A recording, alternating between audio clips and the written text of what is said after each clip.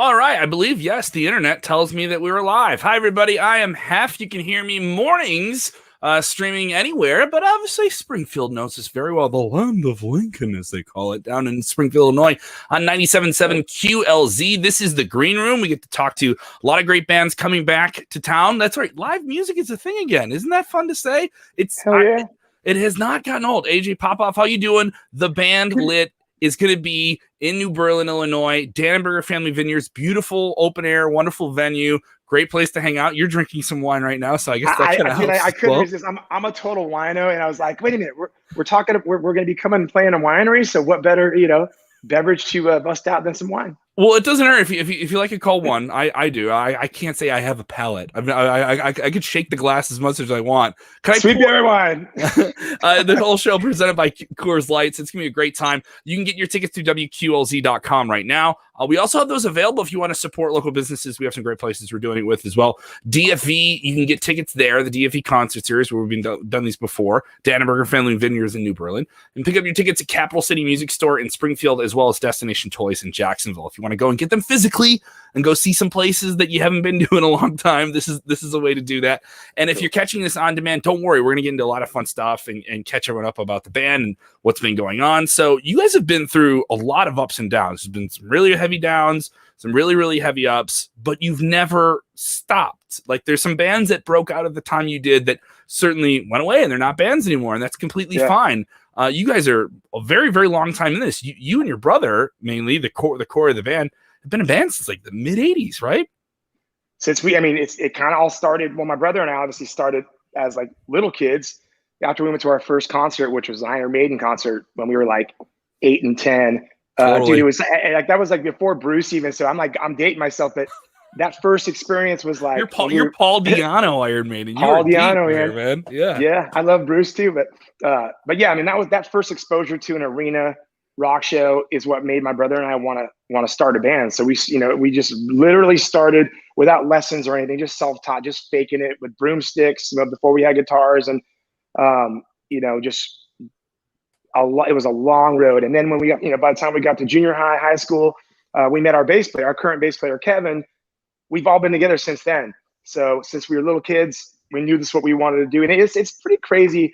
It's a band is a lot, in a lot of ways harder to hold together than a marriage. And we know the statistics are working against you when it comes to marriage, especially bands. Bands just don't stay together. And we're really lucky that we fight like brothers, but we love like brothers. And we're still, here we are this many years later. It's insane, dude. I know everyone asks you that question. You've been in a band with your brother for such a long time, and there's some bands that obviously people are going to ask you about Oasis and different stuff like that. But is there a dynamic to being in a band with your brother that makes it a little bit easier or a little bit more challenging? Man, it's for the most part, I think we've been really lucky. We it's just the two of us. We're the only siblings. We're doing what we love to do, and that always, I feel like we fight more when we're not doing music. Okay. And we're just like talking about whatever else. We'll get, we get in brother arguments, whatever. But 2 years difference. He's older. Got that, the older brother thing where sometimes he feels like he's talking to his 10-year-old kid brother, and so we get it. But I mean, man, we're we joke around every once in a while when we do argue. We're like, the Gallagher brothers. Here we go. But there's nothing. There's so much love there that it's if it wasn't gonna work, we'd know by now. So yeah, obviously you guys have been through a lot. You unfortunately lost your drummer a long time ago to a sad period of time. Did those things like get you guys back together? Because you guys went through the whole label machine, and then you had this big support and a big hit song, and then there's gonna be valleys.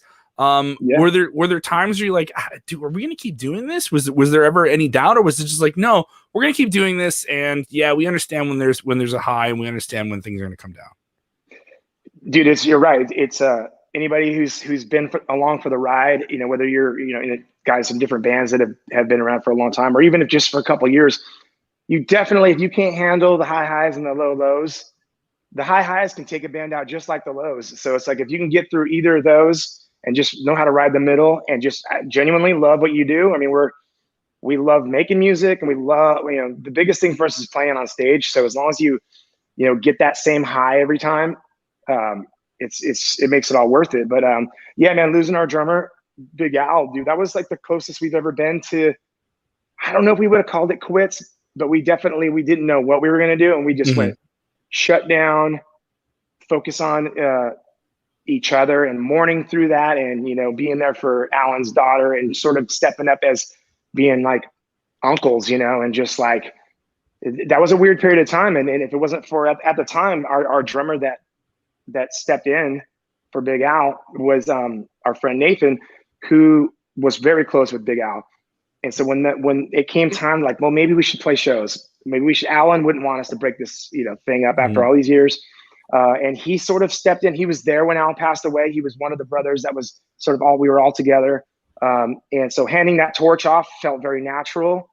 It would have been a lot different. I think if we had to go and audition drummers, I don't know that we would have recovered like the way we did. But as soon as we started, you know, playing shows with Nathan and getting back out there, it felt right. You could tell that, you know, Alan was rooting for us. And if it didn't feel right, then you just got to go with your heart, go with your gut.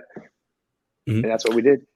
You guys have been in some unique positions as a band. Your band got to be featured in when MTV was still seen as MTV, is us of a certain generation remember it.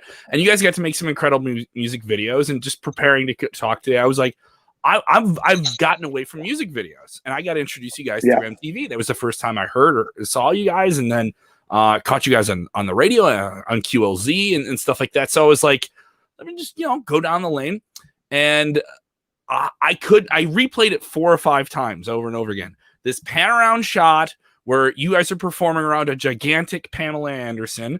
Right. And once again, we are kids of a certain age where Pamela Anderson is this sex icon. Totally. And now you guys have this Godzilla version of Pamela Anderson. Yeah.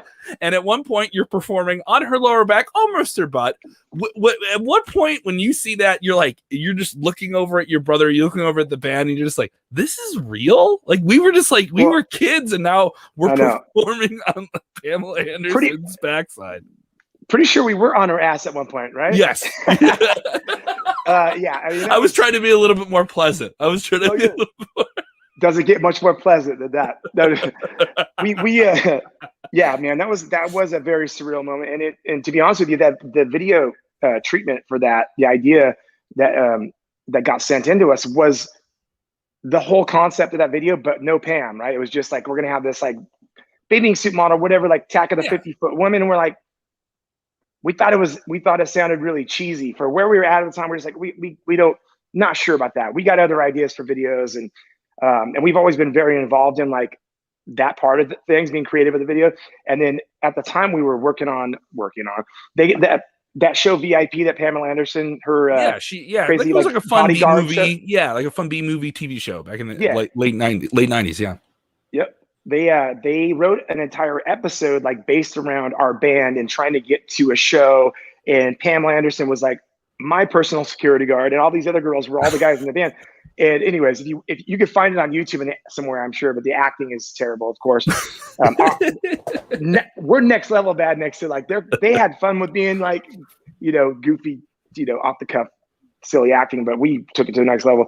But I was literally with Pam for like long hours for about a week straight every day.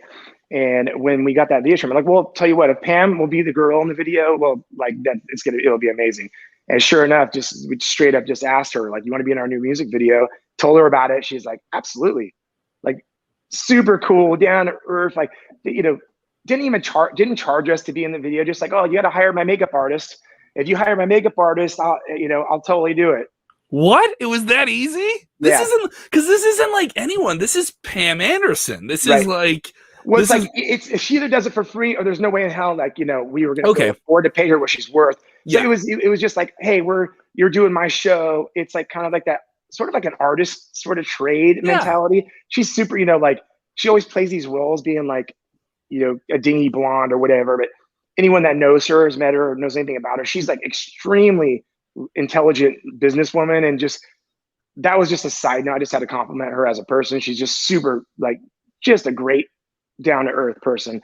So we had a blast doing that with her. And she was on set for I think 14 hours to get that right, to get her all the green screen stuff. She literally had her like 2 sons and a nanny and her makeup artist running around, and like it's just insane. She's walking around with a robe on, and unreal. So touring, you guys made your meet really touring and being out there and doing it, and you guys are doing it once again. And you guys got to do some insane things. You performed on Woodstock '99. And that the memory of that festival has kind of become stained with time because there was a lot of awful things that happened with it. HBO is going to be putting out a documentary about it. It's going to be a little bit more of an expose. Anytime you do expose, it's very serious. But there's a lot of good and bad stories that come from that festival. It was like this weird mutation of what Woodstock was. When you guys were there, obviously it wasn't that. It didn't become what it was. The end of the weekend, you guys would obviously get away from it and see like, oh wow, this turned into this awful thing. When you were there, did you guys feel like you were on the moon? Because it was exploding at that point. Like #1 rock song all around the world, this huge festival, all these big bands. Was there a sense of like, this is awesome? And then once the news kind of trickle in, was it like, oh, this is kind of tainted? It does suck that it had to go south like it did. It kicked off and it was killer. It was like all the vibes were great. People were, maybe it's because it was day one. No one was. People weren't as wasted yet. They weren't as tired. They weren't as. I know that there were a few issues that sort of, they say, the reasons that led to all this like chaos. At the end of the day, it was like it was embarrassing. I'm very proud of that moment. Yeah. I'm very proud of that day, that first day, and the sets and all the bands we got to see that day, and like it was crazy for us.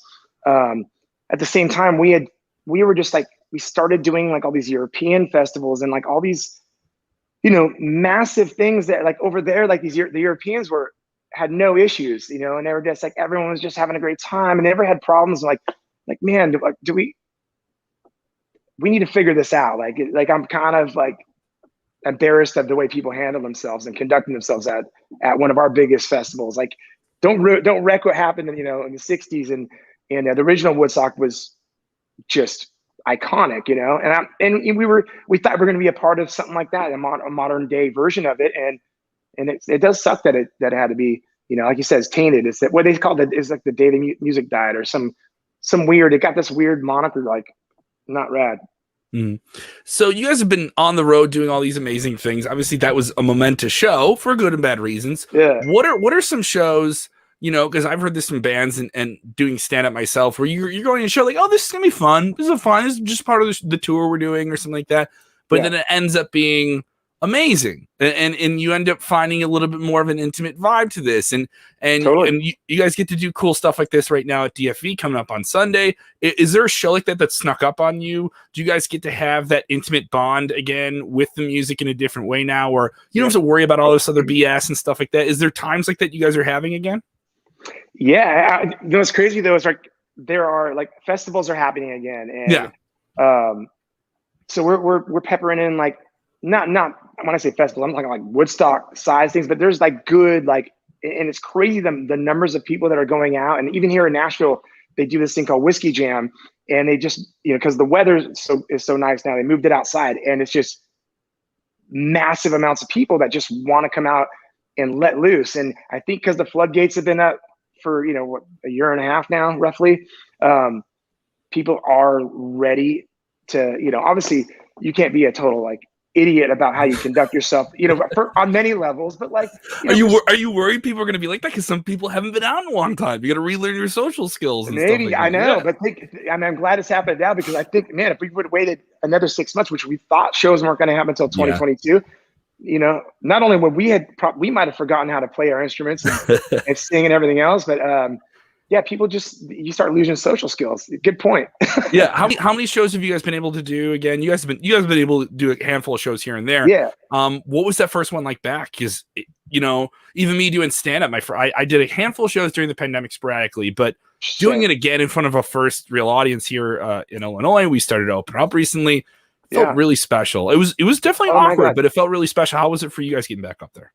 Dude, it's like, like you said, it's such a great feeling. I mean, it's almost like, it feels like and this is like a weird analogy, but like when you've been like in the house, you got cooped up and you've been in the house, it's been raining for a few days straight, when the sun comes out and you walk outside, it's just like, oh man, like it feels like it was that feeling of like that same pent up feeling, but for an entire year plus. So almost felt like getting out of jail or something. I've never been in jail, been to prison or anything, but I can only imagine that's sort of what it feels like once they're finally out, it's like, oh man, kind of forgot what it felt like. I like that you say you've never been in prison, because there's so many bands would be like, oh yeah, we've done some time in the clink, and you just don't believe them. You just no.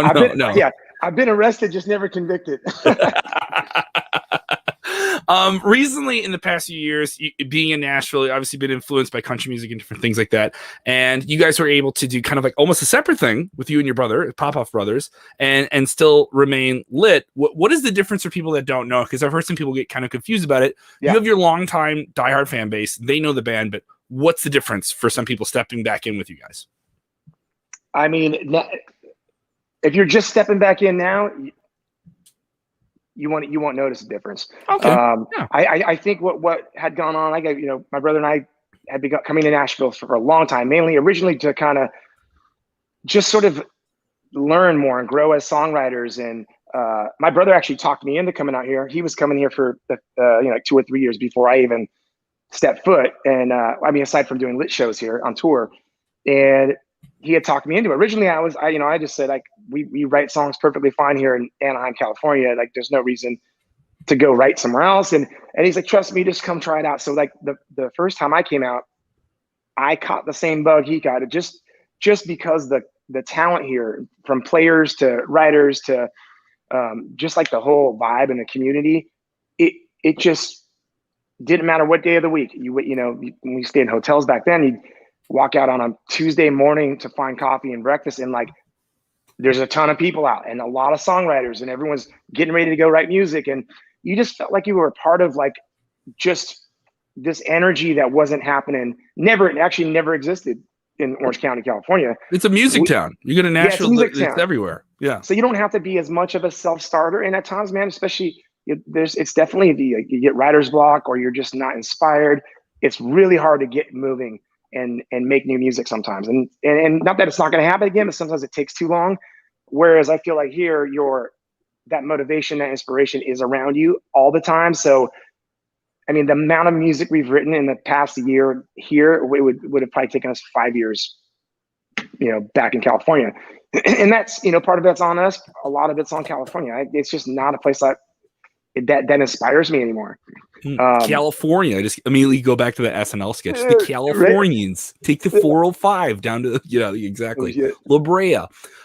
You bring up Nashville and how it's influenced people. Great band of where I'm from, where I grew up, Chicago. Rise Against, they got down there, so I can see that where it's not just a country music town. It's not a music town. Yeah, it really is everything now. When I first started coming in, it was still predominantly country, and then East Nashville was like a little more indie, a little hipster, which is still that's where I live. I'm in East Nashville, but it's a lot of like, everyone looks like Butch Walker around here pretty much, and which is a good friend of mine. It's not a bad look. It's just not what people expect when they think of Tennessee or Nashville. But that being said, back to the Popoff brothers thing, we actually put out a lit record with a lot of the country leaning stuff that we were writing. And it confused a lot of people. A lot of people loved it, and it churned a lot of lit fans onto country, like newer sounding country, which, I mean, I love everything from, I love metal, I love classic rock, pop music. I listen to a little bit of everything. I just like, for me, it's just writing good songs, and lyrics are important, and melody is important. And we've always put in, loud guitar. So we decided, like, let's just separate the two. Mm-hmm. Keep lit. Let's go back.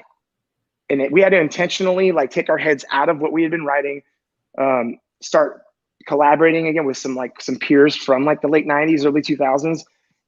But as soon as we drew that line, it didn't take long for us to get back in like old school lit mode. Started writing songs. Like, the crazy thing is, like, we teamed up with these two younger dudes, like production and co-writers, and my brother and I have been, the chemistry between the four of us has been so killer. These guys grew up playing like lit songs and growing up on our music, but now they're doing like, a lot of this like new school production but they just love writing that too. So we kind of merged worlds. It's very old school, but like newer, sort of fresh production ideas. And it's, for me, it's, cause I love keeping, when shit starts to feel stale or dated, I'm bored, you know, and I want to move on. But this stuff to me, I think old school Lit fans are going to dig it, especially if they were bummed on the country stuff. And then like some of these like newer school alternative or you know rock fans, I think are going to dig it. I'm pretty excited. All right, the show is this Sunday, Danenberger Family Vineyards in New Berlin. You can get your tickets through WQLZ.com. Go out, have a good time, sip it up. All right, you don't slap the bag. We're not slapping the bag. This ain't no. This is not boxed wine. Let's slap at the base. slap at the base. Yes. Now I have to go watch the movie. I have to go watch I Love You, Man. This is great. Now you got me stuck in all these different references. Lit, they are back out there, an amazing live band. I've been able to catch you guys live before. And honestly, looking forward to this. This is good. It just I have been excited to talk about the show all the time. This is awesome. If this is a band you've never seen, they're going to sneak up on you, and you're going to have a fantastic, awesome time this Sunday in New Berlin. Live music. You have no excuses. Treat Monday like it's Sunday already, and treat Sunday like it's just another Saturday. And check them out on all their socials. Check out what they're doing with Popoff Brothers as well. AJ, thank you so much for the time, man. Thank you to you, brother. I appreciate it. Thanks for the kind words. Appreciate it, man. All right, man. See you guys there.